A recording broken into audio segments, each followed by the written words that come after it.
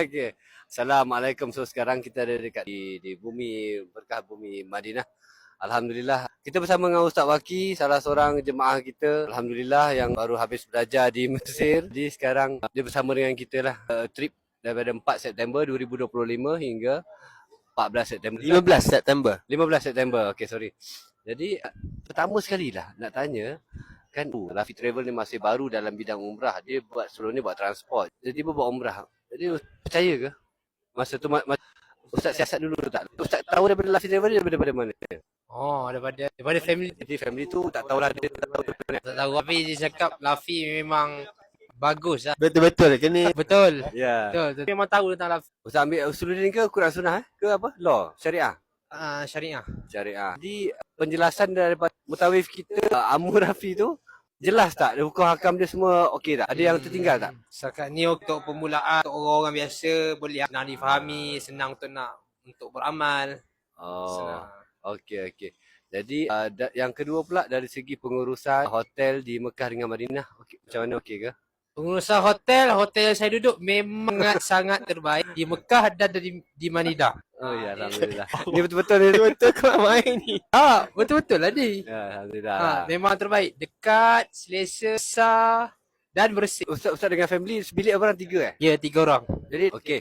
Di Madinah pun samalah, okey lah. Okey, dari segi penceritaan sirah macam mana Ustaz? Ada yang mutawif kita macam gagap ke, ragu-ragu ke, yang salah? Setakat ni nampak tak ada lagi lah. Okey je semua. Biasalah ada kurang tu sikit-sikit ke. Kumpul orang tu mungkin ambil masa lambat sikit.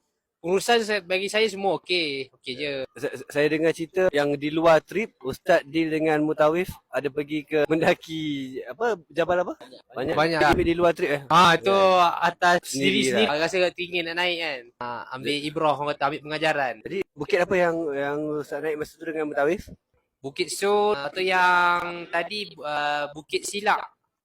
Bukit Silak tu apa punya pengajaran yang kita dapat tahu daripada situ? Pengajaran dia Nabi pernah berehat dekat bukit tu. Dekat bukit tu Nabi pernah semayang kat situ buat berehat masa ketika gali parit Khandak. Masa tu perang Khandak tu. Jadi Nabi pun naik kat situ dia rehat lah. Betul. Tinggi ke bukit tu? Tak tinggi mana lah, biasa je lah. Bukit biasa je, tak ada tinggi mana. Jadi bukit apa tadi nama? Bukit Silak. Bukit Silak lagi, bukit apa lagi? Bukit Sur. Bukit Sur apa sejarah dia?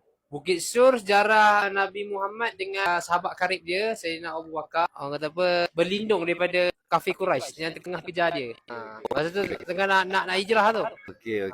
Banyak bukit tu bukit mana paling tinggi? Bukit Sur lah. Bukit Sur lagi tinggi daripada Jabal Nur. Bukit Sur tinggi lagi. Ya. Tinggi lagi. Jabal Nur tu rendah lagi. Jadi Amur Rafi ada apa-apa nak tanya? Jadi kita punya jemaah yang seorang ni memang suka berjalan, suka mendaki. Jadi bila di request mendaki tu memang kita okey jom. Kita akan bawa lah pergi mendaki. Dia jarang ada jemaah yang macam ni. Dia baguslah alhamdulillah kan. Suka berjalan, ambil ibrah. Okey.